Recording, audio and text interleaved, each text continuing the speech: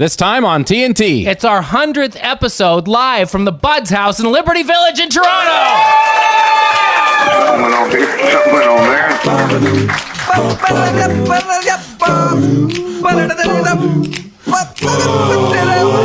How's it going, everybody? Unbelievable. Thank you so much for coming, sincerely. Let's set the scene for the people listening, although I think all the people that listen are here. There's about a baker's dozen of folks, and looking around the room, there are folks from the Flatliners here, and Wes is here, the mayor of Greenbank. Yeah, our bud Andrew Axai. Who hosted the Bahdhouse at the 50th episode. We put out a message around our 50th episode saying we were going to be in Toronto and would anyone be kind enough to have us over to their house. Andrew Axai said, I have a basement apartment in Etobicoke. There are lacrosse sticks on the walls. There's like cases of empties, but there are warm welcomes and cold beers, and we hope you come. And we did, and by gum, if it wasn't one of the greatest nights of my life. It was good times. So nice to have Andrew here. Tim from Markel's is here. Mark Forward's here. Yes. Liz DeWill is represented in the house tonight. It promises to be a very special evening. Yes. Well, not only will we talk about our own week and things that are going on during this 100th episode, but we will get into the minds of our peers, the wonderful people that have joined us today. And we're giving away tens of dollars worth of prizes. Yes. Which brings me to the very first giveaway I would like to do. Wait a second. We got it. This is a big deal. Mrs. T made my phone case, the iPhone case that says Taggart and Torrens on it. It's one of a kind, and it came with 10 Taggart and Torrens pens. Wanted to give one to Andrew for hosting the Bahdhouse in the 50th episode. There's a TNT pen for you. I can't believe the people clapped. I think they're all in. They've bought in. Pen is key marketing in certain circles. You know, my father-in-law worked in the farm machinery business, and he would say, you'd sell someone a $100,000 tractor, and they'd be pleased, and then you'd give them a 30-cent pen, and you couldn't punch the smile off their face. Says a lot about human nature, doesn't it, when you give things away? We have a plethora of food and libations. We have Swiss Chalet at the back. We got beer. We've got suds. We've got rye. We've got Timbits, 100 Timbits to be exact. Thanks for to the Flats episode. I might have overshot the landing on the chicken runway because I ordered online at Swiss Chalet, and I don't think you can do that in Truro where I live. So I got 2 family-sized party packs, and both of the family-sized party packs come with a free chicken, which is kind of redundant, but people will be leaving along with the memories with chicken in their pockets because we have a lot of chicken. Chicken and Timbits, bud. Chicken and Timbits. So you're here for the day in Toronto. You're back every 3 or 4 months you pop in Every 3 or 4 months here? I pop in, but it's kind of like Unfrozen Caveman Lawyer, like I'm frightened by honking horns and stuff. Like I fed my horse this morning. That's not even code for something. Like I actually did that, and I really find it overwhelming when I come to the city because I don't get to do it very often. And So you were go. in the city. You did a little bit of running around. The weather is nice and not too bad. It's not too cold. It's not, but It's not like out east, which you got caught up with the cold weather last week. But this is the myth. Freezing cold. This is the myth about the east coast of Canada because everybody thinks it's colder there because it's by the ocean. But the truth is the sun spends the summer heating up the ocean, and then the wind blows warm air all over the good people of the east coast. So it's actually warmer there than it is here. Whether it's wet or dry here, I find it more bone-chilling in Upper Canada, no offense, than I find it on the East Coast. I wonder if we could maybe, looking around, have some kind of a contest to where people have to eat Timbits. That might work in Wes, a segment. step up to the mic, bud. Just because you're in the front row. Step up to the mic. We're going to take wagers on how many Timbits you can crush in the space of 10 seconds. Are you up for it? You into it? Start a GoFundMe to fix my cavities after? A GoFundMe? We can do that. Do you have we a can do cavity that. issue? Do you have some? Wes looks like he has a cavity to the point where Step he's to the one of mic, those Wes. guys, if you have a donut, they got to dig it out with a toothpick or else they're going to scream in the bathroom for an hour and a half. Do you know what I can do without is dental guilt? If I'm lying on my back in your dentist chair with my mouth open with a dental dam, you don't have to make the, noises. Right? People judge you for not flossing when you're in the dentist chair, and you're vulnerable because your mouth is strapped open. Wes, step to the mic. You're not done. Yeah. But I That was find a warm-up. Getting a Timbit. I can't live with things sticking in between my teeth. I get crazy. How many times a day do you floss? Like 50. I'm not kidding. Like if I eat something, it's like right away it's got to come out or I'm losing my mind. You can't floss 50 times a day. Well, maybe 30, but definitely more than 15. Twig tooth or things? Yeah, I always right now? got. They're on my pockets. They're like loose change for a bus worker. Do you can give you reuse some- them or you use them once? I'll reuse them. Yeah. Wow. There's nothing wrong with that. It's if I'm using someone else's when it gets greasy. Do you share toothpicks in your family? No. But if if there wasn't anything and I found one, I would use it. By applause, who thinks Wes can eat 6 Timbits in 10 seconds? Yeah? By applause, who thinks he can only choke down 3? All right. I'm more in the Are you guys saying so that I think you do 10. I think full consumption. Timbit? Are you? it's gotta be swallowed and gone. So I think 6 would be quite Go a 20 seconds. Try to go for 10 Timbits. 10 Timbits? You got the stopwatch? I think Now we're cooking. I think you don't even care if you win the contest. You just wanted to up your Timbit consumption. I don't. Yeah, I just love Timbits. All right. Let's I don't wanna wreck the birthday cake. put the deck down there beside you so you can have a good reach, easy My dad reach. needs to be my water guy. Yeah. You gotta get What? You need a towel and a water squirter in your open mouth? Come on, Kobayashi. Oh, jeez. You gotta stuff it in the water and fire it in your gub. Let's get 10 in your mouth.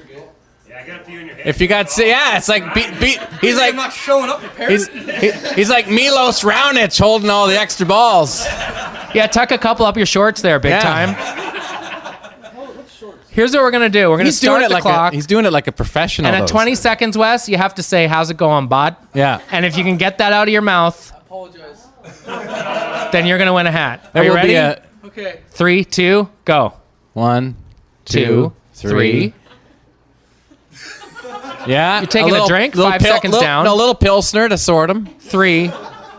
Here, come on. That's the Kobayashi crunch coming up. Wes. 15 seconds. 5. 15 4, seconds. 3, 4, 3, 2. 2. That's 20 seconds. Say it, bud. How's it going, bud? Yeah. Definitely. Hey, not- Wes, come pick a prize from the treat trolley. Yeah. Come on up here. Do you want to frig off Pecker's t-shirt? First, we can get you a napkin, but that you can do that. You can get that yourself after you take the free. Do you want a bud toque? I Two. have one of those. Do you? You want a shot? This though, does it come in grit grinder size? Grit grinder? 40, Yeah. 30 size, I think. We have an XL. extra large. No. Oh, you need a double XL? The good news is it's poorly made, so it'll be an extra Yeah. small after one time through the Wash dryer. Anyways. The I, large- I think if you rolled around in an XL, if it's wet, you might be all right. This bud sticker's one size fits all. There you go. Oh, I need the white one. Here, I take got one. Oh, take love that kind. take a couple cocks here too. We'll just be slapping them on the truck. And Black and Wow. white, black and white cocks. Here's what happened in my life in the last week. I went on the internet service, and as a joke, I said, breaking news, R. Kelly is confirmed to perform at the inauguration.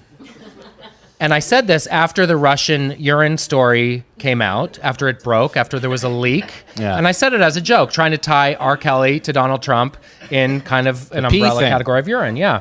I said it as a joke, obviously, but I learned if you say anything with the word breaking in uppercase letters, people are like, that's news. It was shared 1,200 times. It was retweeted. It was liked, I think, close to 1,500 times. And in this particular community, those that love or support or defend R. Kelly, this was the type of folk that would quote it and add their own comment, like, "Ah, hell nah," or "You have to turn in your black car, bitch," or "You clowning." I got so much heat from this R. Kelly tweet. I'm not going to say it was because of me, but R. Kelly's camp had to issue a statement saying rumors surrounding R. Kelly performing at the That's what- inauguration are categorically untrue. That's crazy. I remember he himself said, I don't know where this has come from, Yeah. but I'm not playing the And inauguration. even R. Kelly quoted the tweet from his own people saying, "That's all about that," or something like that. So I've been trying to think of one ever since. I tried to float Donald and Ivanka were going to slow dance to Girl, You'll Be a Woman Soon at the inauguration, and that didn't get quite the traction. But I think I have the tweet that can compete with the R. Kelly one, and I want you to tell me what you think. All right. Jewel, breaking, Jewel confirmed to perform My Hands Are Small. Very good. at the inauguration. But I don't know if folks on Twitter know from the Jewel and the living in a van and the anchorage of it all. I'd say that's good enough to go. Should I try it? Yeah. Okay, so here's what we're going to do. I'm going to tweet it right and we're now. gonna see if it At the end of the catches show, ground in everyone a- write down on a piece of paper how many retweets you think this will have by the end of the show. Oh, nice. And the person too closest to, without going over Price is Right styles, will win a prize. Okay. So take some paper, ballots, pass it back. Write your name. Write your name and the number of retweets you think. Jewel, confirmed to perform. My hands are small. Tags, you take the wheel while I tweet this real quick. Okay. All I My have to hands say are is small. breaking. That's the one where she's like, my hands are small. Right? Yeah. I don't know the rest of it, but it's. But I remember every single time she did an interview with somebody, she'd be like, and I lived in a van and I had no money. I know. Never had anything. Speaking of dentistry, she had aggressive eye teeth. And I think she's had them sanded down. If you look at early pictures of Sanded down. Jewel, circa 1998. like that, she had aggressive eye teeth. Aggressive eye. Should I say Nike. in honor of Donald Trump or Jewel confirmed to perform My Hands Are Small at inauguration? That's it? Breaking. My hands are small. There it is. He's firing it out. Okay, so is everyone writing down on a piece of paper their name and the number of times they think this will be retweeted by the Yeah. end of this episode? Yes. Our name. Too. Just make a mental note, Wes. Okay, just so we're clear, should I put hashtag inauguration, hashtag inauguration 2017, hashtag... Donald Trump. Huh? You- Okay. yeah. Then here's what I'm going to say. Breaking. Jewel confirmed to perform My Hands Are Small for hashtag Donald Trump at hashtag... Okay. Bang. It's also... I'm also going to lose some people, but I'm willing to do that. No, you're not going to lose anybody. Breaking. Jewel confirmed to perform My Hands Are Small for hashtag Donald Trump at hashtag inauguration. Put the 2017 on there. Do the what? At real Donald Trump, you don't want to use. Oh, like actually say him. Yeah. Okay. All right. He'll probably he'll retweet it. Knowing him, he'll be like, "Yes, it was fantastic. Wow. Just found this out. This is tremendous Okay, idea." so it's at Donald Trump and it's hashtag inauguration. yeah, Real Donald Trump? yeah. Oh my gosh. You don't want to get the fake one. What was your 9 100th million show parodies. about? I don't even know. There was this tweet that we did. Oh, there it is. Real Donald Trump. There you go. Breaking. Jewel confirmed to perform My Hands Are Small for at Real Donald Trump at hashtag inauguration. Tags, you hit tweet. I'm hitting tweet. What? Step to the mic. Step to the mic. Yeah, you got to step this to is the your mic. area of business. What is your name? Where are you from, Sylvia? I'm Sylvia. Correct. And I currently live in Toronto, That's true. formerly of Halifax. Yeah. Also true. Yeah. Anyway. Is it right what I'm saying about the cold? Do you find it more cold here in the No, I wintertime? was laughing. It's very cold. It's Yeah, it's cold very there. cold. But it's wet there. Like it's damp there. So Don't to be give me clear, this. you're saying Halifax is colder. Yes. different cold. Different cold. It's different cold. It's different cold. It's a wet cold. It's wet cold. Yes. So It's you a work get me the fuck out of here cold. you work on the internet service I do. as your job. As Please my job. explain to the folks in layperson's terms what it is you do and why. I think okay. And get in on that mic. So I work for Cineplex, and we tweet I've heard about of them. the movies. Yeah. So it's very, very scientific, laborious, and stressful. Do you have a scene card? I do. Have you benefited from your scene card in any way? Like, I collect points. Do you? I Have you do. redeemed them for anything? I think we took him to a movie recently. There you go. Or Really? my brother-in-law, yeah. We take Nice. him along on things. Not to brag, but as I was ordering the Swiss Chalet for tonight's gathering, it asked if I wanted to pay for the Swiss Chalet with my scene card. That's right. And all I could think was, how many movies do you have to see to buy 2 family packs on Yeah. my scene But card? then you get the free chicken. I'm you gonna get free chicken. Is that how you get the free chicken? I think so. I'm gonna start dropping my scene card. Like, is there a table? I'm sorry, there's nothing available. Really? Maybe this will change your mind. I have 7 points on my scene card because I took my kids to Trolls. Okay, let's Okay, tweet so you're this thing. suggesting the hashtag should be different. No, the hashtags are fine. The handles are fine. But the song's actually just called Hands. I know, but I feel like Okay. we need to suggest that they're small Small. in order for the joke to The work. joke won't work. I think they'll know. No. You don't think? I just... Okay, by applause, who thinks hands is okay? Okay, so we're And gonna. who thinks we need to put the word small in that? Yeah. Okay. I'm going to tell you something. These are the things that keep me awake at night, wondering. No, you're right. It's a bit of a stretch, and the best jokes are the ones that are So perfect. let's get this out there into Okay. the Twitterverse. All right, there it goes, guys. Gone. Boom. Huh? Yeah, Donnie's in on it. Did I give him a what? Did you get him involved? I got him involved, yeah.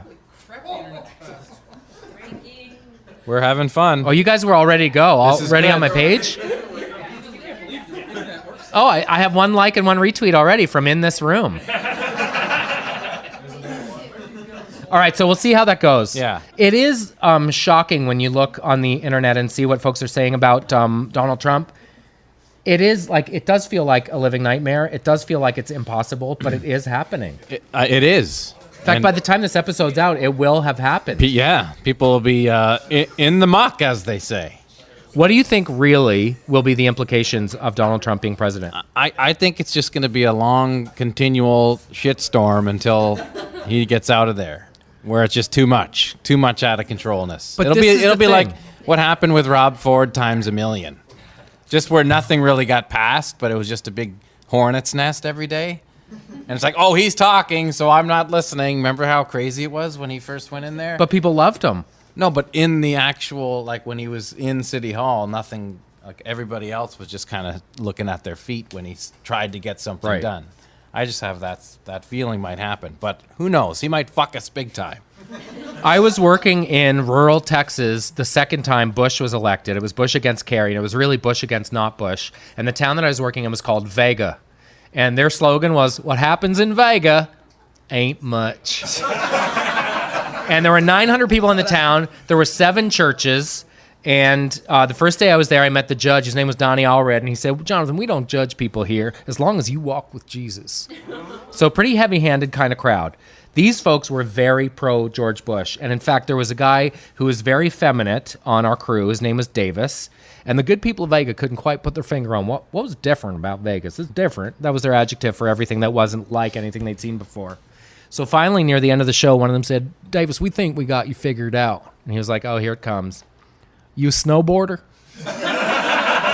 That was the thing, the furthest outside the realm of possibility that Davis could possibly be. Yeah. What we forget is we tend to think America is New York and California, when in fact, a lot of the so-called flyover states, that's the case. Yes. Like I went to Outback Steakhouse with Judge Donnie Allred and his wife Melanie, and before the food came, they put their hands out across the table for me to take their hands and bow my head in prayer.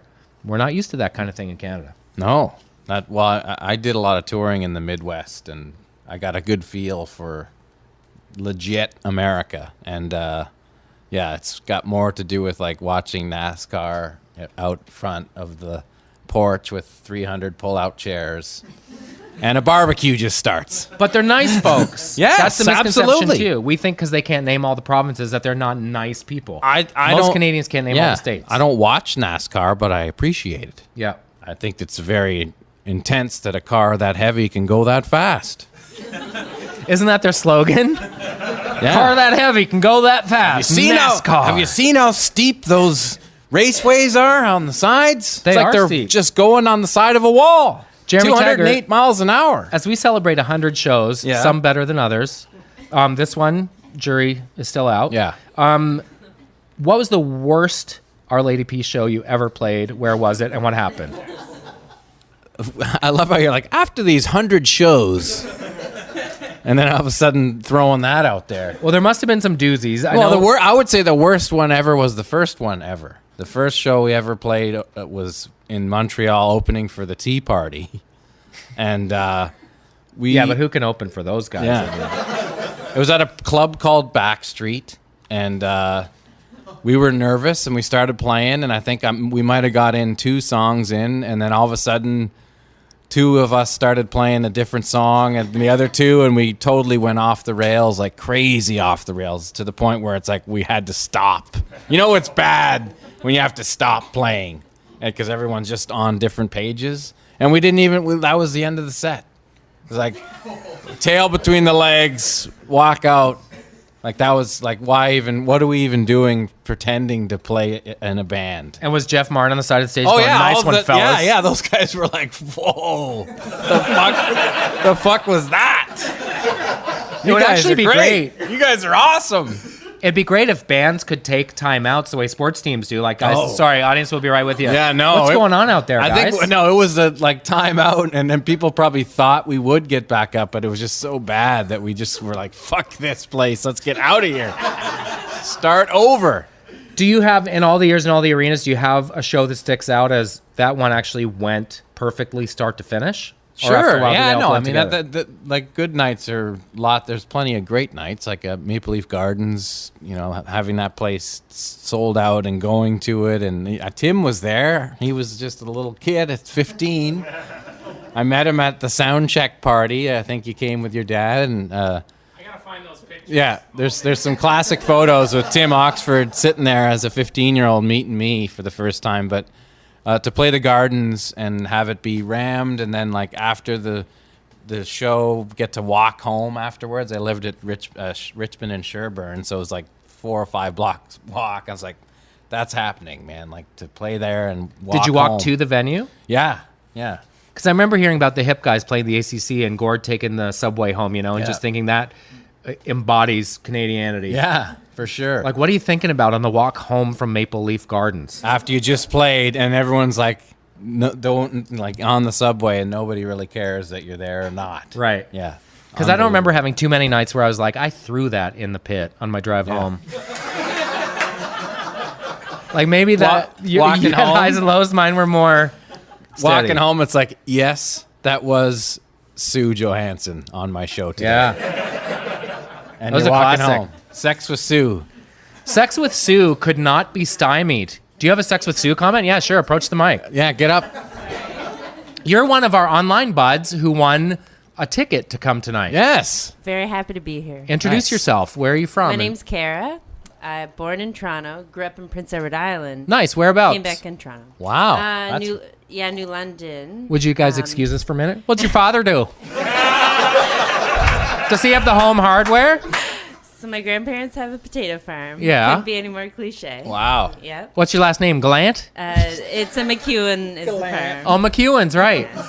Are you related to Derek? There's a Derek McEwen from Summerside. There's a Darren that I know. Oh, Darren.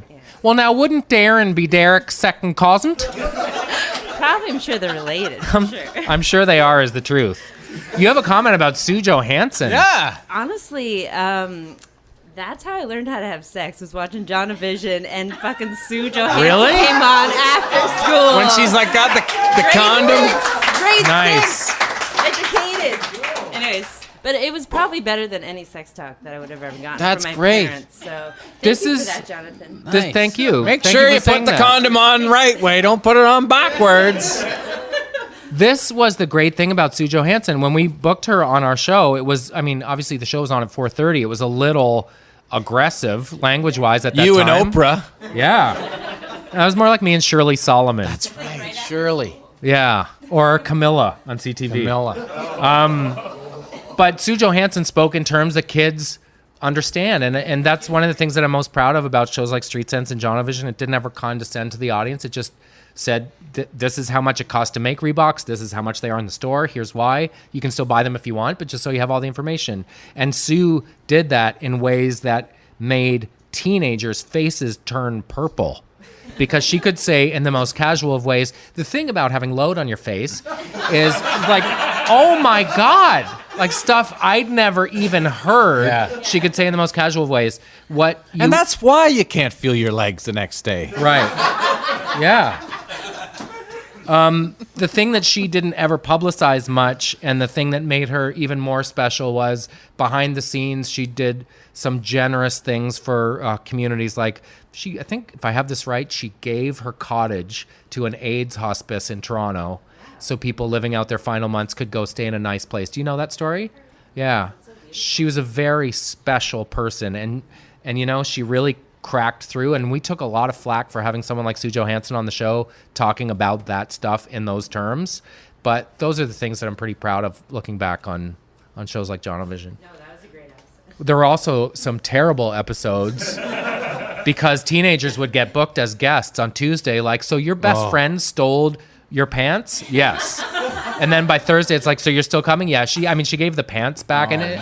Okay, technically I left them at her house. She didn't really steal them. Like, shows would just fall apart. And I remember begging audiences to stay because they were bussed in against their will in the first couple of seasons. And it was like, please, if we fly in some pizza, will you guys stay for one more segment?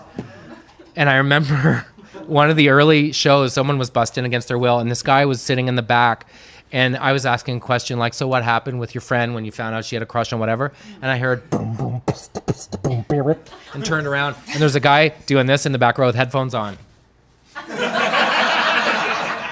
You're laying because back, when the show passed out. started, it was like, do you want to go to science class or anywhere else in the world? And all the anywhere else in the world kids were bussed into our studio, and that's who was in the studio watching Jonavision. Did you ever have one of those like Jerry Springer moments where a fight started? Maybe between Snake and Wheels? Our kingdom to have one of those moments. Of course we didn't. Yeah. The only thing that was mortifying was the first episode was this group of sisters, Angela and someone else. The only reason I remember Angela is because in the first promo for my new talk show on CBC, one of the clips was, "Don't even go there, Angela."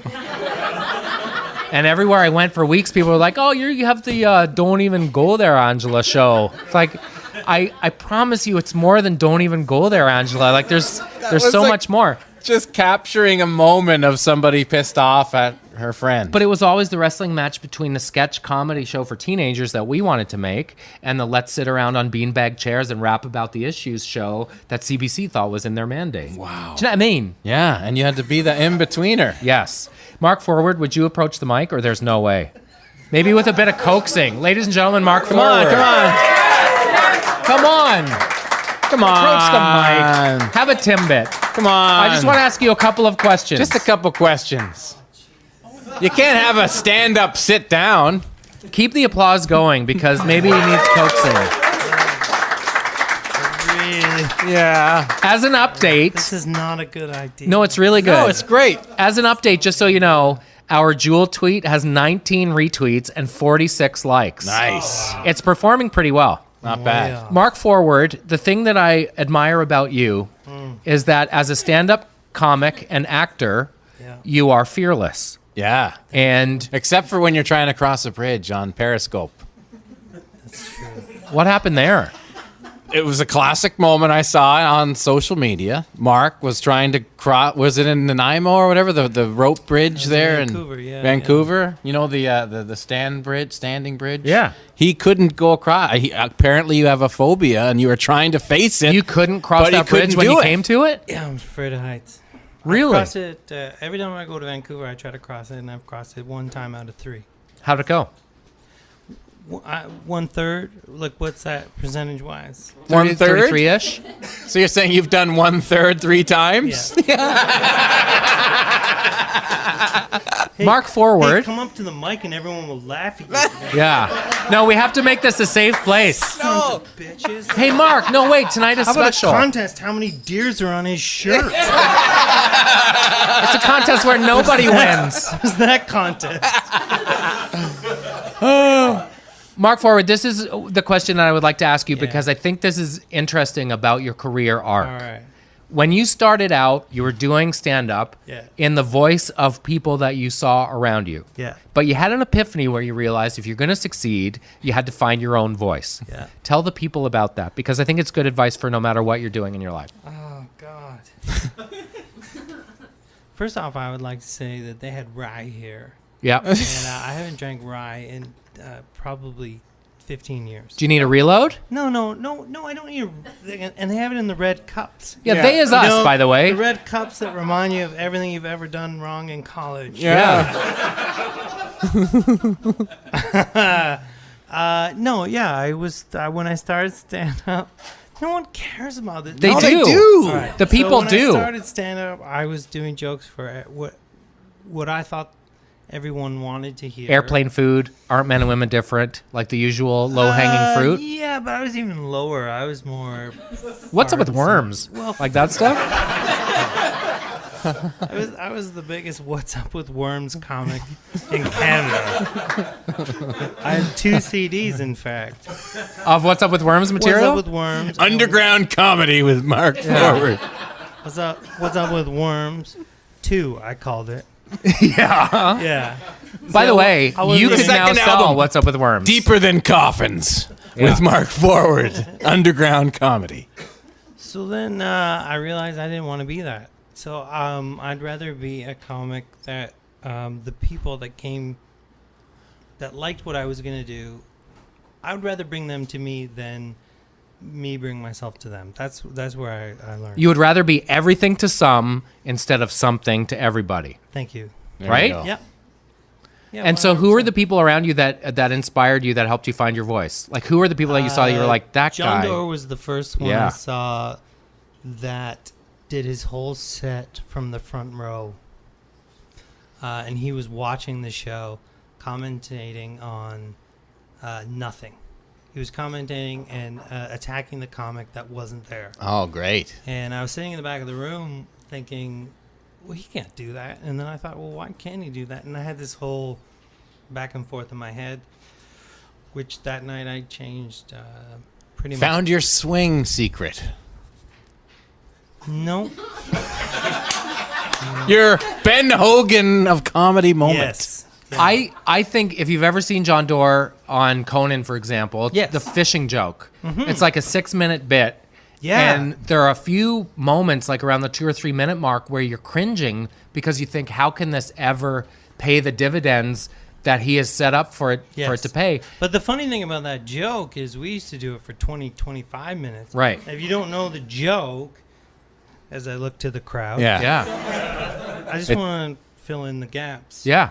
for the listeners at home. It turns into an Andy Kaufman, like, what's happening? No, the joke was he would talk about how people would say like, "Oh, you don't like Van Halen? Like, come on, Panama!" Dun, dun. And they would act out Panama, and then he would go like, "You don't do that with anything else. You don't go like, you don't like fishing," and then he would act out fishing, and then anyone who was on the show before him would come up and fish with him. And then the next thing you know, I'm driving an imaginary ATV through the crowd, going, "Hey guys," that they're fishing, and then, the one guy's upset that he's hitting on his wife across the lake, and this whole thing goes on for 25 minutes, and then the blow line is, "You don't like fishing?" And the longer we took it, the funnier it was. Right. Yeah, but he did it on Conan, which was great, and they had rain and all this. But you have to be so confident and genuinely not care about marinating in discomfort Yeah. for 24 minutes Yeah. before the payoff is insane. Yes. Where do you get that kind of moxie? Because most people who end up in the performing arts need some kind of feedback or love from the crowd. What do you do on nights when it's not there? I don't know. All I can say on that is, and then I'll leave. Thank you for having me. Thanks for coming. The first time I watched a comic kill for an hour straight, I knew there was something wrong, and I didn't want to be that. I didn't want to be funny for an hour. And I know that sounds weird. It doesn't make any sense to people saying, "Well, isn't that what you strive for?" No, I didn't. I just felt there was something wrong with that, and the crowd loved that comic. And I remember leaving that night going, "No, I want moments of quiet. I want moments of Fear. and not knowing what's coming. And Yeah. there's something brilliant in silence, and I think those are the comics you all follow and you all look up and search for, and the ones that kill for an hour, you don't. You just go, "Oh, yeah, that was something." Nipsey Russell? Yeah. No, who was it? You're not going to say. No, I'm not gonna Killed say. for a straight Not gonna hour. say I'm it. not gonna say. The thing about your comedy, Mark, before we let you go, is that for the folks in the crowd, it feels like you're speaking directly to us as individuals, and you do feel scared, and you do feel bad about yourself, and then you do feel in on the joke, and going through the valley of self-doubt for the audience. is quickly erased in your mind when you climb Mount Inclusive.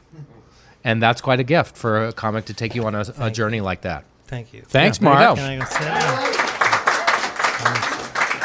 sit? What's the tap shoe joke that I've he never told? seen The tap Mark shoe perform joke? live. Can But I hear that's what happens. It's one of my favorite jokes that I've heard. Let me see if I can do it. Yeah. And I'm paraphrasing, but the gist of the joke It's is classic. And sometimes you think variations on this theme. If you were to witness yourself be described on the news, where they say like a portly middle-aged gentleman was seen escaping, and you're watching the news thinking portly. I don't think I'm portly. Like I've let myself go a little bit, but I don't know if portly is the word I'd use to describe. So Mark's joke, the gist of it is: imagine if you were a serial killer, and then the news labeled you with like it's the Green River murderer, and you're like, what? They didn't see the tap shoe that I left there, and. What am I going to do with these 200 tap shoes I have in my house that I had big plans for? That's the gist of the joke. The tapper.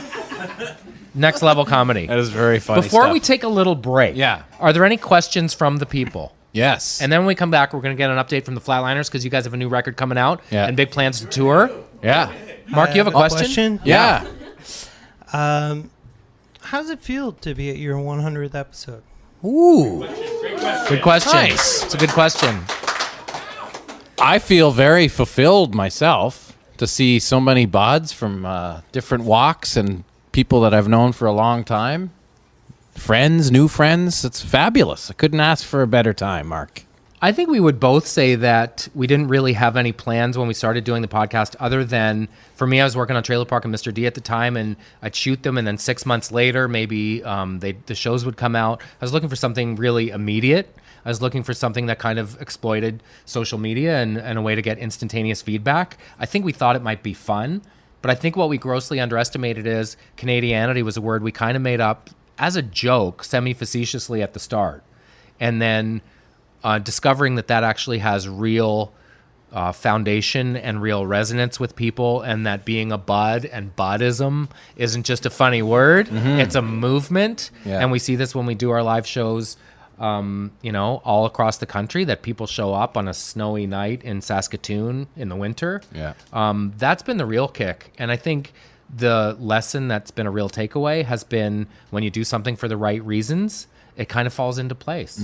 And the only thing that we need to be able to do something on our show is the desire to do it, and do it for the right reasons, and do it to try to make each other laugh. Yeah. Certainly not to monetize it. No. And thank God that Why would we want to Tim cheapen Oxford it? over here saves our bacon. Yes. Got to give Tim Oxford credit for weekly doing this throughout thick and thin, touring the world. And no Tim matter what. Oxford plays in Arkells, as we mentioned. Jeremy will text him and say, any chance you're going to get 67 out? I'm going to try to get it out today. Where are you, bud? Are you thinking today? I'm on stage in Germany. Playing a show. Texting between songs to tell us he's going to try to find some Wi-Fi at Starbucks to get the show out. Round of applause for Tim Oxford, everybody. Yeah.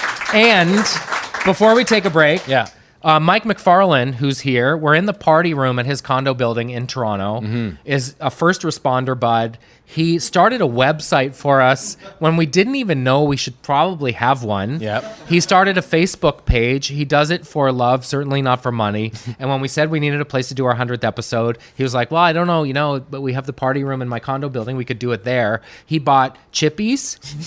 He got bags of party ice. He got rye. This guy has a job. I was saying to Tim on the drive over, like, it didn't occur to me for the first few months that taking care of our website wasn't his job. Because he's so good at it. Yeah. So the fact that we have Andrew Axai here, who was the Bahdhouse 50 episode, and Mike McFarlane was kind enough to have us here tonight, just, I think, personifies the spirit around the kind of show that we do. Yes. So a round of applause for Mike, everybody. Thanks. So let's take a break. More TNT 100 coming right up after this. How are you now? It's Wayne from Letterkenny, and you're listening to the 100th episode of TNT, which makes me laugh so goddamn bad.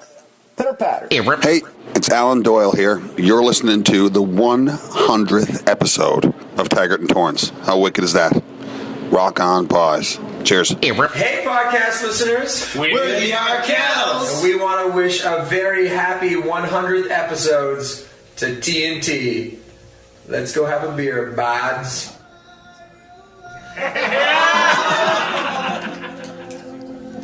Hey, is that Giuseppe working on the old the dressing? Yeah, I think it is. Getting the mic set up? Giuseppe, I seem to have spilled some glass in the studio. Could you pick it up, please? Be a love, will you? You guys are so crazy with this porno music. You're making me nuts, you know? I cut my hand, you make me scream. Why you do this to me? Can you just pick up the glass, please, love? I've Eric Clapton coming in 15 minutes.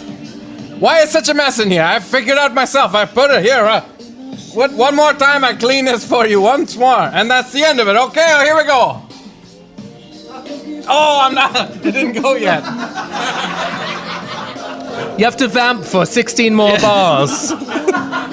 Did anyone see, if you listen to another episode we did, we're talking about Michael Caine. Did anyone hear that? Someone sent us a picture of Michael Caine on cocaine. That's the... Oh, here it comes. I clean this one more time. Here we go. Okay.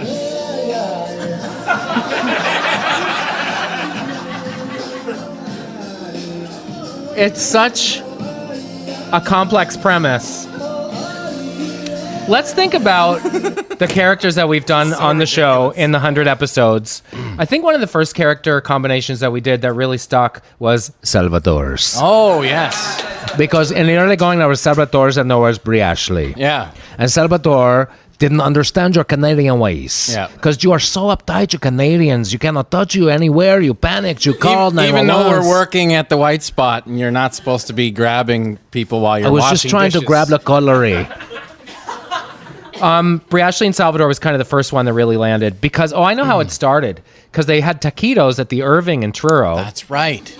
And I just imagine Spanish people driving by the Irving and going, oh, the taquitos at the Irving are wonderful. Like, who is like, you know, we need to get some taquitos? Got to go to the Irving, bud. Turns out they're actually pretty legit taquitos. Really? Yeah. The taquitos at the Irving are wonderful. There's taquitos at 7-Eleven, too. Oh, no, they are wonderful, too. For some reason, it's wonderful. Yeah. The taquitos at the Irving are wonderful. They just twist and twist when they can last up to 7 or 8 days. So this was the funny thing. I think we were doing Salvador when I was in the writing room on Trailer Park Boys season 10, and we were trying to come up with new things for J-Rock. So we decided that J-Rock went to Cancun and married a Spanish woman and came back with a Spanish accent. But the woman that he married didn't know that he wasn't actually Spanish. So that's why in front of the guys, he was like, don't blow this for me, dog. You know what I'm saying? It was pretty high concept and a bit high risk, but J-Rock's Spanish would not have existed had it not been for Salvador's. I also think it's funny that he exited the park as Salvador. As a Spanish guy, yeah. Such an onset. Well, if that's not jumping the shark... It's pretty hard to go from, do you know what I'm saying through your face, back to, know what I'm saying? It's pretty hard to circle the wagons back on that. What other characters were there in the early going that people liked? One of the ones I remember for some reason was the women who were a couple who both wore down vests and lived in Yellowknife. Oh, yeah, with the cleaning out the closet jams. Yeah, they owned an island, and they went to clean out the closet. That's right. Well, there's also... the radio couple, the Maureen. What are the names? Yeah, Jer Bear and Colleen in the morning. Jer Bear and Colleen was a good one. One of the great battles of the sexes in the workplace. Yeah, where Colleen... Because Jer Bear was so hard on Colleen. Yeah, and he always rubs it in her face that he makes double that she makes. And Jer Bear, it's born out of a radio show in Halifax that I listen to sometimes where you can tell that the male host and the female host do not like each other at all. Yeah. And they'll be playing some inane game like, it's time for birthdays. This person was on Friends. How old do you think Lisa Kudrow is today? And he's like, 61. She's like, 61? And he makes it turn to like, well, you didn't give me a minute to think. Like, gets really heavy where he's angry. All dark right away. I don't need long to think to know Lisa Kudrow's not 61. Yeah. We're having a party tonight, Colleen. Maybe you'll get dressed up. Oh, that sounds really fun. You and your loser friends? Can't wait to not go to that. She's not funny. But it's actually probably more combos than not combos with the female and the male. What with there being two of us and can't all. Stand each other, and especially when the male's making like twice the amount of money. Someone pointed out that your female characters sound like, is it Rusty from Friendly Giant? Yeah. Whenever I talk like a girl, I sound like... Rusty. Yeah, and whenever I talk like a girl, I talk like this. Exactly the same. Yeah, unfortunately, it's the exact same voice. That's why I think Brie Ashley, if I had to play a girl on camera, It would be Brie Ashley? it would be Brie Ashley. And I What think would you it'd do be- about the beard, bud? Oh, I'd figure something out. Yeah? Yeah. Put I'd some figure- flour in that sucker and make it just- disappear into your face? Tape it down and then cover it with skin. It's like some alien Spock face. Speaking of tape it down, for reasons I won't bore you with, tomorrow night I am shooting something in full drag. Yeah.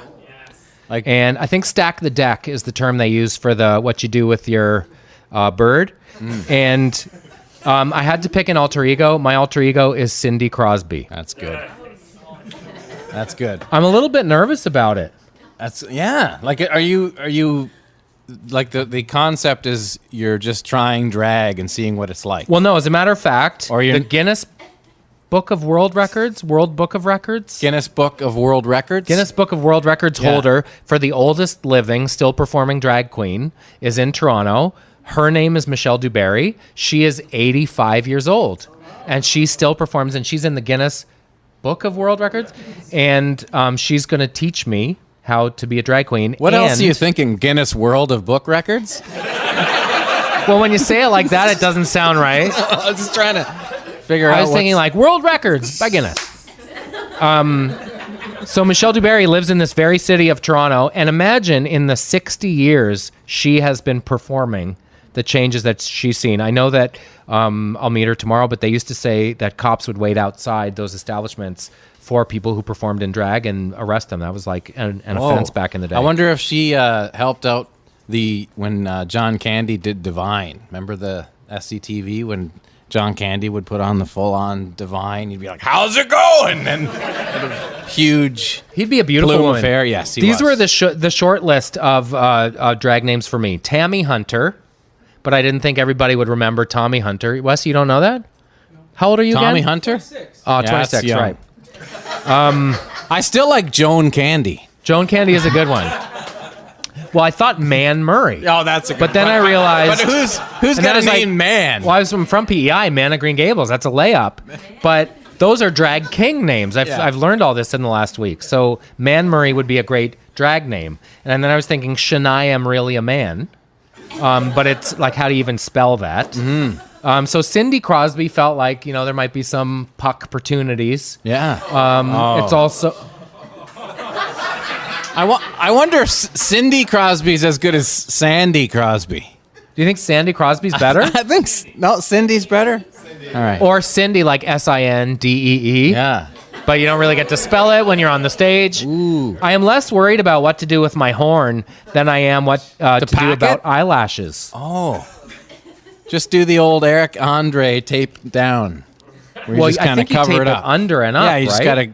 just gotta fire it. I don't even you're wearing pants or a dress, aren't you? You're not gonna have no clothes on. I'm not wearing pants, that's for sure. No, but you don't have to worry about covering it up if you're wearing something like a dress or whatever. Well, put it this way, my calls would be answered in sequence. Because that's what I'm wearing. But thank you, sir. There's you take. I found out actually what they do is, you've got your twig and bits. Yeah. The bits actually, if you're doing it for real, they get Scooped. They get shoved into a cavity, and then They get tucked. and then your manatee. Do you know Florida manatees? They're endangered. That gets taped. What do you mean? Like they shove the sack in where it goes, somewhere that's not supposed to go? From whence it came. It's nature's way. In the cave? Your own personal? That's part of what you want to do, though. The is cave tuck. You can't have any unsightly silhouettes. And then you just like when they're tucked up like that, can't you like somehow step on them or like move your body in a way where you crush one? I don't know. Maybe you're tucking them out of. It's like Punxsutawney Phil. It's like 6 more weeks of winter. Like you're tucking them in so they can't see their own shadow. Who shows you the tuck part? You're not going to get that in the. They're not going to be like, okay, and then let's do the tucking thing. Well, I don't think anyone helps with the tuck. I think I'm on my own for that. I don't think you need to tuck anything when you're wearing a dress. Who guess. cares? What are you going to do? Big, we'll like, see. Farley Mowat rolling around down the hill with a kilt on? By the way, did anyone do Chris Farley Mowat for Two-Faced? Because that was my favorite contest that we did, where you have to take two names and combine them into one name and then make a Photoshop picture. Someone did KD Lang, but it was Kraft Dinner as the hair on KD Lang. Like, that was genius. The reason why I mentioned Farley Mowat rolling around with a kilt on was somebody told me a story that they met Farley Mowat at some event, and he got really banged up and was like, he had a kilt on, and he started just kind of rolling around, and the kilt kept falling up, and it's just like everything was going like everywhere. Just everybody was having a look at Farley's whatnot. At his Mowat. Was anything tucked in the cavity in that situation? No, that was just like just enjoy kind of thing. Enjoy it all. Was it a wedding? I heard he used to bullshit. Like, all those stories about him going up north are all bullshit. When you say going up north, is that a euphemism? Well, like all that, like the Lost in the Barrens, is that him? Is that Farley Mowat? That's all bullshit, I heard. There was like another guy who's a legit guy who was like, yeah, I remember him. He just got shit-faced in his fucking cabin the whole time, and I'm the one who did all this stuff. Next, you'll tell me Jack London never saw a wolf. Yeah. That was the guy, right? The wolf he's guy? the Seagulls, isn't he? Jonathan That was Farley Mowat, the Seagulls? wolf? Was it? That's right. What's Lost in the Barrens? That's another one. What's That's Jack Farley London's Mowat, book? too. See, that's bullshit, though, that one. The other one's all real. We should Call of the Wild. That was it. But there was a wolf in that map. Yeah. Wasn't there? Yeah. Yeah, I think there was a wolf on the cover. Not Jonathan Livingston Seagulls. That's a whole other ball. We should play Mow It or Don't Know It. Yeah. Was there a wolf? Mow It or Know It? Yeah, we're going to play that. That's the game that nobody wanted. Same with Talk About. We talked about Talk About on our show because there's a rich history of Canadian game shows. My all-time favorite is Bumper Stumpers. Remember? Yep. See you Al later. Dubois? Yeah, Al Dubois. Can we play Talk About Timbits for 20 seconds? Yeah, sure. Can you go? Yeah? Are you ready? Yes. I'm going to get my stopwatch on this, Ma. Okay, you ready? Yes. Oh my God, the stopwatch has been going for 122 days or something. Look at that. You can stop it. Holy shit. Okay. Let's get someone else up here to play Talk About. Why don't you come up and Talk play About with Timbits? You get a prize. Do you understand? Come on up here, you Carrey Dubois. Talk about you just have to come up with things that are legitimate about the topic at Captain hand. Haddock looking motherfucker. And you have Highliner. Okay, you ready? All right. In 5 seconds, you're gonna do 20 seconds of Timbit talk. You ready? 5. And I'll say ding every time there's a word that would obviously have to do with Timbits. And you ring them in. Yeah. Okay. And if you get 5 words, we'll give you a toque. Okay. 3. We'll give you a toque anyway. 2, Spoiler alert. 1. Talk about Timbits. Well, they're a bunch of little hockey kids that like to Ting. run around on the ice. They're great in coffee. Ooh. Ding. Definitely get them in the morning, I find. They're round. They're Ding. chocolate, Ding. honey, coconut, Ding. cream filled. No, 5 sorry, seconds. jelly filled. Ding. Sour cream glaze. Ding. Ding. Ding. Nice work. Yeah. There's a hat for you, bud. Why don't you Nice take an job. I'm a Bud sticker, too? Yeah. Thanks, guys. And have a white and a black cock. Always wanted one of those. Yeah. Hit the Post is one of my favorite games that we play, too. And COQK was one of the first radio stations that we came up with. I Rock the Cock. Mm-hmm. And that's the first. I think that was episode like 27 and 28. That was the first time, I think, in our early going that I was like, this is really fun. Mm-hmm. And as I've said before, I think because of my background, I assumed that a podcast had to be produced. Act 1 is a guest, Act 2 is a game, Act 3 is a top 5. And it was the buds that listen that encouraged us to just swim in a stream of consciousness and trust our riffs. Yeah. And when we don't really have a roadmap, that's what allows for the, like, what was the name of that movie with Rosie O'Donnell? Oh, yeah, Riding on the Bus with My Sister. And suddenly we're playing a clip of Rosie O'Donnell riding on the bus with her sister. And then someone's like, holy fuck, you guys were talking about that movie? That comes up. I got a tweet the other day. I just discovered Riding on the Bus with My Sister, and I'm dying. I think the best compliment we get is when people say they feel like they're in the back seat on a car trip with us. But isn't that like the worst movie of all time when like someone who's funny tried to be serious in a movie? Is that the best one ever? I mean, it can kind of work. That's up there. If you're Robin Williams and you go full Dead Poet Society, that can really work. When he's squishing his mouth together with Oh, I don't know, sport. Anytime he has a beard or glasses, look out. Robin Williams ain't effing around. When he's closing his mouth and he's doing this, look out. But at the same time, I want Jim Carrey to talk out of his rectum. I don't want him to be serious. Yeah. And I think there is a message to be said for staying in your own lane. Mark Ford probably disagrees because you think you should stretch yourself and do whatever you want as a performer. But when Rosie O'Donnell did it, it was just like, this. I'm not getting this. I was in don't Jim know Carrey's why. basement for reasons I won't bore you with. And every costume from every movie he's ever done is hanging in a glass like case. Like, oh, there's the tank top from Ace Ventura. There's the thing from The Grinch. Like by the pool table. Yeah. He's like this. Yeah, that's right. That's like fucking right. museum. That's the real mask. Yeah, it was. You're grabbing a shot of rye. That's the real mask behind it. Interesting bit of trivia. They shot The Mask before Ace Ventura, but they delayed the release of it. And then Ace Ventura came out of nowhere and did huge at the box office. So the masks that made The Mask were stoked because they could release it after he was already big time box office I thought name. that mask was the first time he really got paid. No. No, that's I thought completely that was backwards. his big first $20 million picture. But he started No, but making. he wrote a check to his dad for $10 million, right, and put it in his dad's coffin. So He's like, I got this coffin. Don't you worry. yeah. What? Approach the mic. If you're going to interject, approach the mic. Mark has a question about Jim Carrey's career. So, Truman Show, he's pounding on the wall. That was good. Heartbroken. I like that. That's stepping outside his fucking Comfort zone, but yeah. Why are we not? I've actually been in the same argument with somebody who's saying, why can't he be serious? Because he actually I think pulls he's really it off. Beautiful when he's serious. He's not bad when he's serious. Like Eternal I thought that, Sunshine of the Spotless Mask. Yeah, that's a good one. You didn't like that? Ain't nobody got time for that. Come on. I'm gonna step away, but I think. Did you like Eternal Sunshine of the Spotless Mask? I have not seen that. I did. But the moment where he is on that boat, someone stick deer shirt. Cable stick guy? up for me. Sit down, fancy hats. Eternal Sunshine? No, Truman Show. Truman Show was a good movie because it was an interesting concept. I think the Truman Show could have lived or died without Carrey or with Carrey. I disagree. I think his moments at the end of that movie, I looked at him as a different person. Really? You pulled it off. There you go. Thank you. I'm gonna walk away from the Here's what I'll agree with that. Sometimes when you gotta pull out of your lanes, you know when you're driving down the highway and you're like, oh my god, I just missed that truck.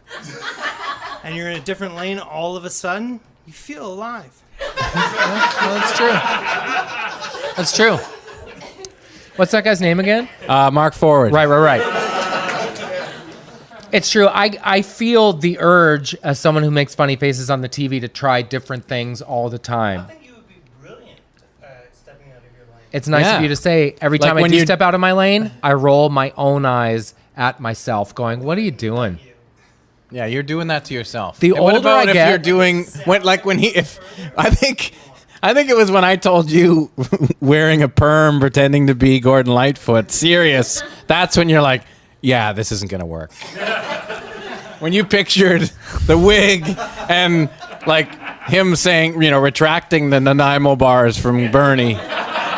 You have to remember my feeling that I could play with Gordon Lightfoot, first of all, was 40 pounds ago.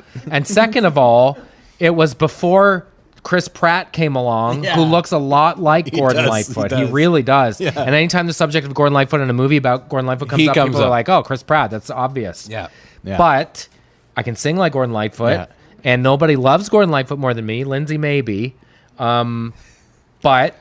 And you actually, when you talk like him, I think I like that character more than Gordon Lightfoot. Hey, there's something about Gordy. He's vulnerable, and that's what you've grown to like about him.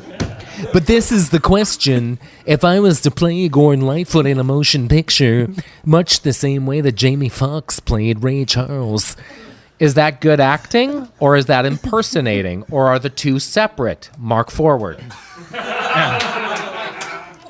What is now that Jamie Foxx? Pretty This has turned into another Jamie Foxx did an incredible job as Debating. Ray Charles. It cannot be denied. debating. But I is want that the listeners acting at or home- is that aping? I just want the listeners at home to know I'm walking a long distance, Yeah. It's like 12 feet.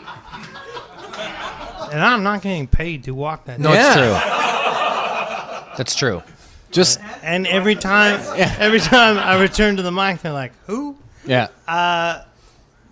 What was the question?" Yeah. No, you were defending the concept Well, of... I was saying Jamie Foxx played Jamie Ray Charles Foxx. unbelievably well. Yeah, well, if you were playing Gordon Lightfoot, you wouldn't make those dumb faces on video.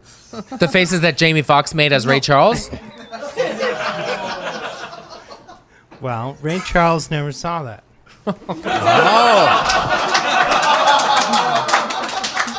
It's true. Yep.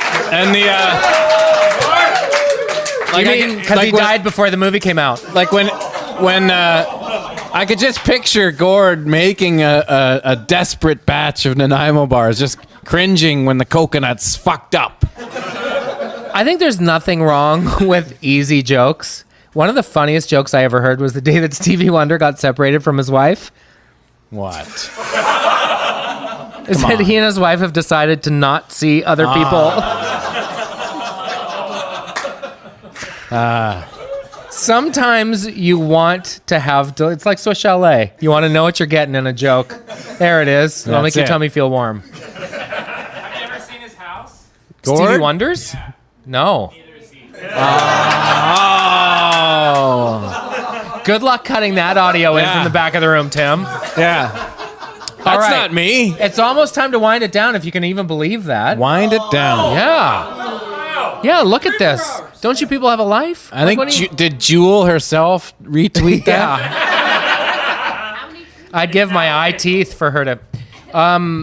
does anyone have a question before we wind things down? Like 60. Do you have a question? Approach the mic, Wes. But make it count, Bod. Yeah. That's the thing. I get like 15 A, B, C sub questions. Oh, really? Oh, yeah. A documentary. Let's hear it. Do you guys have a favorite episode, or do you think there's like one or two favorite fan episodes? Oh, okay. Of the It's a good beautiful question. 100, and Yeah. congratulations. Well, actually, I'll start this with you answer the fan. What's your favorite episode? Because that would be our favorite fan episode, probably. Huh? Nice. The next one, yeah. Always See, the next one. Nobody I like needs that. to quit podcasting. You should just keep going and Yeah. keep going and keep going. Mark. There you go, Mark's Mark. gonna get back I on wasn't her. looking at some other guy. Come that on, knows Mark. some Merrick Manders or anyone like that. I wasn't looking that way. Tonight's the night Mark is going to announce he's going back to the podcast. Yes. The Mark Forward podcast. The Mark Forward podcast is fantastic. It's very funny. It should get back on it again. It's not. It's dead. He says no. I think he's been bitten by the bug here tonight. Honestly, like, I think you said it. I mean, whenever we do it, it's like a conversation, the podcast. So, I mean, I don't know if we have favorite moments, but not like an episode where, but there's been episodes where sometimes we think an episode's okay and then we listen to it and we like it even more, or, you know, you think something's great and it's not the same as you remembered it. So I think this whole thing from the beginning has just been our personalities having fun.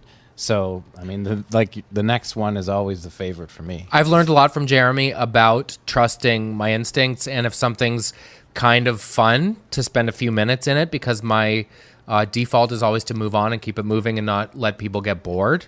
It's kind of how I think, and it's kind of how I live. But Jeremy has really taught me the art of drilling down on a notion to explore it and see if there's something more funny there.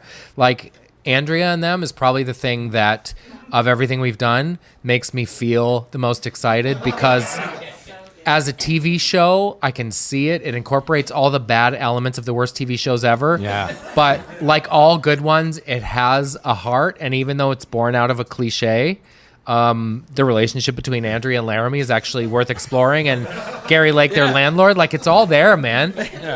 So CBC, figure it out. it's a little meta, but I would play Andrea, and I'll let you know how it goes tomorrow night, but I would play Andrea in a show. Yeah. Like, that would be stepping outside the lane in a way that feels fun and comfortable. Yeah. Andrea's stuck in the dryer again. Get me out. One, I did. I was doing these messages for folks over the Christmas holidays, and I did a couple as Andrea. And for some reason, Andrea had a package come in to Purelators, and she's working by herself, and she's right busy, and she kind of panicked. And one of them was leaking powder, and it was white. And she bent down, she just kind of gave it a sniff right quick, and then she got right excited, and she might have blacked out, and she got in the Cavalier, went through Horton's drive-thru, and she pounded a 12-pack of Timbits, and then she didn't really know what happened. So when she went back, she took another sniff of it, and she got right excited again. So Andrea's already fired up, but Andrea on unintentional cocaine feels like, I don't know what happened to my car lashes again. Yeah, I just gave it a sniff right quick, and this guy came in with $50 bills, and he said, if you take this, there's more packages where that came from. So Laramie's not answering his phone. I feel right slimy, like I don't even know what to do. All of a sudden, my stupid ideas are great. Yeah. Sounds like a season finale. I know. Like, really? The thing is, the relationship between Andrea and Laramie is actually, you can sit down if you want. I know you're thinking about it. I just don't know. I feel No, you're good. We're good. The relationship between Andrea and Laramie is actually pretty real. She deep down loves him, but she pretends she doesn't. He doesn't love her and pretends he doesn't. But he likes her a lot. Yeah. And she keeps hoping that one night after too many Frosty Soldiers and some nachos at Sneaky Dee's, he might get wandering hands and things might happen, but it's probably not going to. And I think we can share the one thing that that we plan to do is Andrea's sister comes to visit, and she's gorgeous. And all of a sudden, it's like, Laramie's like, you can sleep in my bedroom. I won't think of you sleeping on the couch. Like, all of a sudden, he's super gentleman to Andrea's sister. Her about her sister Yeah. is even funny. I'm going to warn you, you get bit by the snake. I'd stay away from that thing. She's open for business. If she was a wall, she'd be load-bearing.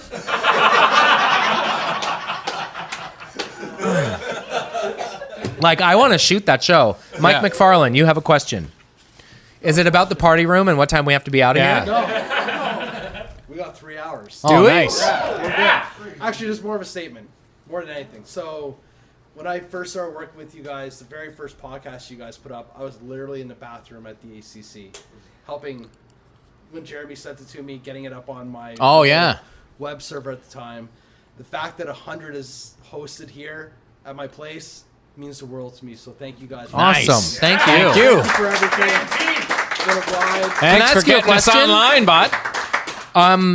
How did you come up with the idea to put up a website? Like, did you even ask us, or did you just do that? I did it because I don't even know why I did it. I was just thinking one afternoon, like, oh, it'd be fun to make a website. And I think I maybe have sent Jared. Well, you showed me, and I was like, wow, this is fantastic. I made it like 1996 style, like really old school, all of that. And it just kind of evolved from there. And then having guys like Wes and Andrew send me stuff to put up on the website, and everyone. Now people will be like, I went on that site. It's like, who the hell? You guys have some high-tech shit going on. How do you do that? I'm like, I don't know. It's just this bud. He's the king of all buds. It happens. No, it's just more I believe what you guys do, and just. It's thank you. Thanks, man. And it's fun for me, so thank you guys for giving me up. We really appreciate it. Yeah. He's a beauty, bud.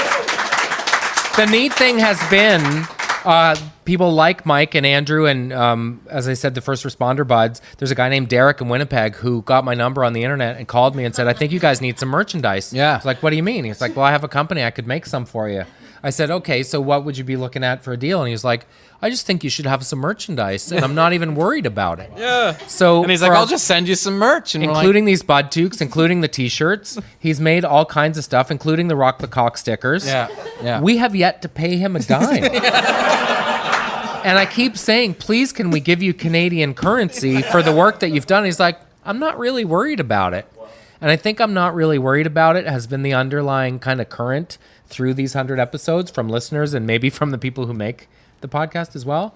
Yeah. And that's been really special. Do you know what I mean? Canadianity. It's Canadianity, man. Let's quickly get our boy Chris and Paul up here. Yeah, let's hear what the Flatliners I want to see what's going on. Come on. This is Flatliners got some stuff coming. Flatliners are a big part of our history because our first ever live show, and we didn't even know it would translate, was at Canadian Music Week at the Rivoli in Toronto. Yeah. And the Flatliners agreed for some reason to play on the show, and they actually backed Well, me let's up. even take it up. It was through our bud Adam Kreeft, who's there. Yeah. Yes. So yeah. You guys learned Ahead by Century and played it, and I rapped it as J-Rock, the 2108 Bounce With Me, y'all. And that meant a lot to us. It meant a lot to us that people came. It meant a lot to us that you would donate your time to come and play on the show because we know you didn't get paid what you're used to making. Oh, we got a lot of money that last. Did you? Oh yeah, we got paid very handsomely. Emotional currency. Nice. There you go. Nice. So you guys have a record coming out. Yeah. We do. We got a record coming out in the spring. Mm-hmm. This is nice going back there. Yeah, We're gonna nice. be spending 2017 friggin' gigging. Yeah. Friggin' gigging. I love it. You have a jersey with that on it? Now, in a crazy twist of events, you've also spent some time at Sneaky D's. Yeah. This is very true. And where the nachos are great. Fantastic nachos. And when I asked you how busy it is on certain nights of the week, you said Wednesday night is Hip hop night. and it's Cheap beer night. and it's so busy that it's Nuts to butts. It's nuts to butts in there. It's nuts to butts. If ever there was an advertisement for a place you want to go on a Wednesday night, Gotta get a billboard on the roof. it's nuts to butts on Hump Day. Yes. Thank So, you guys. when's the record coming out? Yeah. In the spring. No, Right on. No concrete. Just it's in the air. In the Nice. spring, like our tour. Exactly. Yeah. There you Go see the Flatliners anywhere across Canada or indeed the world because you guys are going to Europe and everything. We are. Yes, you're going to Europe. Yeah. Paul's gonna be there too. Say hello, Paul. Hi. Hey, Hi. Paul. And do you guys Buds and spell butts. Europe Y-U-R-P like we do in the Maritimes? Europe. Are you going to Europe? They actually say over in Europe.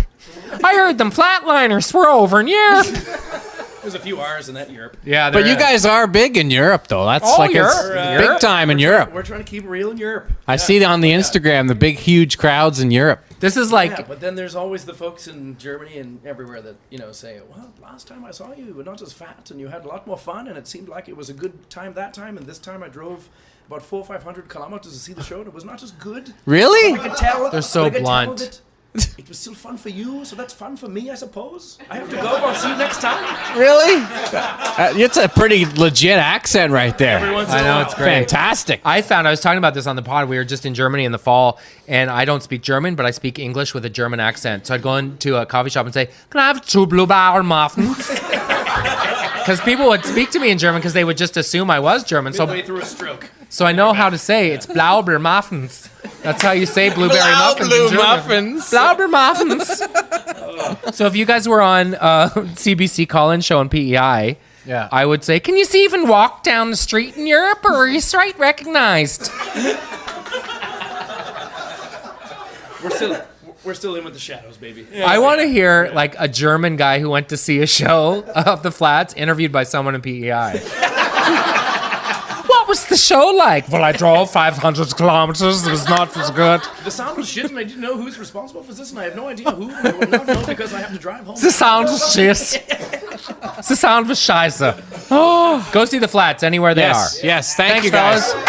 Thanks. And thanks for the Much love to Timbits. the TNT box. Happy 100. Thank you. Nice. Thank you. Thanks for Speaking the 100 of Timbit, Timbits. Tim, will you come to the mic for 1 second? Tim, come on. Tim Oxford, everybody. I mean, we've alluded to the fact that Tim is very generous with his time. Yes. You're obviously in a busy rock combo, playing all over the world and blowing the roof off places. Blowing up. And it is Shirts unbelievable off. to us. Tarps off. Tarps off. It's unbelievable to us that you take the time to put together the pod every week, and I know it's a labor of love for you. It's not a labor of money. But tell us some of the things that the Arkells are getting up to in the next few months. What he's doing. Hitting the road as usual, just nonstop, and You got the big Coachella coming up this year. do, yeah. That's lot a of hot gig. festivals, some shaky knees, a lot of festivals, a lot of touring, more of the same. And you're playing with Beyonce. Yeah. She's opening for you guys at Coachella. That's right. That's crazy. I didn't know, but they told me there was an opener. I hadn't heard. Yeah. Look at Now, that are you mic just going to get to syncing. meet her, or you just don't know that till you get there? We'll find out day off, man. When you go to a festival, though, as a band, is it a fun experience because you get to partake, or you really just drop in and drop out?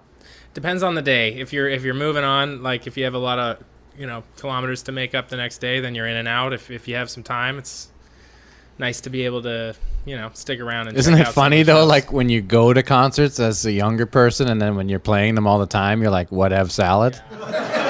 It's not how fast festivals get ruined for you. Festivals get ruined for you so fast. You're sitting in an air-conditioned trailer with a case of beer. Yeah. It's not the same as, blazing sun for 12 hours. Yeah. So, Tim, you're in one of the biggest rock bands in Canada. Yeah. What's going on with my mic? It's sinking. I've been watching their mics just sink. These No, they're mic not. stands have been in Have to keep your right humble. They've just been sinking on you all night. What a bod. Thanks for being a bud, Tim. Congrats on the 100. Hey, thank you. Nice. Here's the Timbo. Yeah, it's a Timbo. It feels like a good place to wrap it up. Yes. Yeah. We should leave with the usual caveat that we plan to get to Western Canada and even BC this time. I'd like to get to Yellowknife and like places up north as well. That would be fun. We really hope to get to Fort Mac. Ooh, yes. Yeah, there's some great places all across this country that we hope to take Taggart and Torrens in the next year. Thanks for listening to the first 100 episodes. Yeah. You have a question, quick like What's a bunny? up, Paul? The retweets. The Oh, yeah, of retweets? course. Oh, yeah, nice. The recap. Okay. What's that? 40 retweets. It's at 40? Okay, so we're this is the small hands tweet from Jewel. Okay, so Kara's still in play with 25. Dale, 250, you're done. Jackie, 75, you're done. It's what? Tim Oxford, 131, you're out. 74, 78. I like it, though. How many is it at? 40. Ooh, that's out. Paul, 49. But Paul's over. Where is everybody? Where's Steve? Steve. Congratulations, bud. Nice. Closest to without going over. Round of applause for Steve. Thanks for listening, everybody. Thanks, buds. We'll see you next week at 101.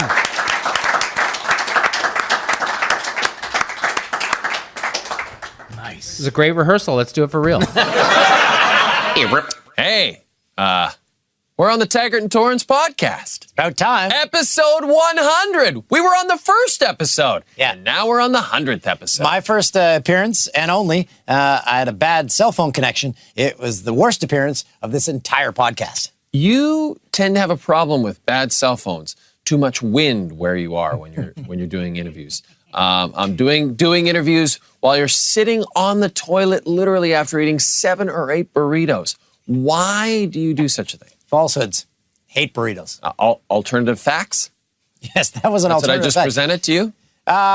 Hey, what do you know? 100 episodes. I didn't think it'd get past 2. Yeah, I'm really impressed with what you guys have been able to accomplish. Traveling across the country, touring, doing live shows. You guys are the best. We love you, and just want to say congratulations on 100 episodes, and here's to 1,000 more. If you don't get to 1,100 podcasts, and you can consider yourselves failures. 2 Canadian icons, admit it. Absolutely. Couldn't agree more. They should be on the, Jeremy should be on the dime, and Jonathan should be on the 15-cent piece. Why is there no Mount Rushmore in Canada? Yeah, it would be Jeremy, Jonathan, Jerry D, and Saul the Clown. And people will pull up, they see Saul. Ah! Oh my God! No, that's what they say about Jerry D. Jerry's a good buddy. You guys are awesome. We love you guys. And seriously, you guys are legends. Yeah. Love you guys.